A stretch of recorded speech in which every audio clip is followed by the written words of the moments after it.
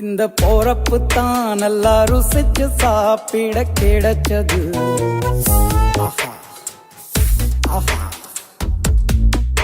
அத நினைச்சு தான் மனோ உலகம் முழுவதும் பருக்குது.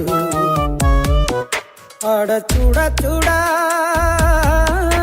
அட சுட சுட அந்த மதுர மல்லிப்பூ இட்லியே மீன் குழம்புல கொஞ்சம் புரட்டி சாப்பிட எச்சிலு ஊறுது உள்ளுக்குள்ள. இந்த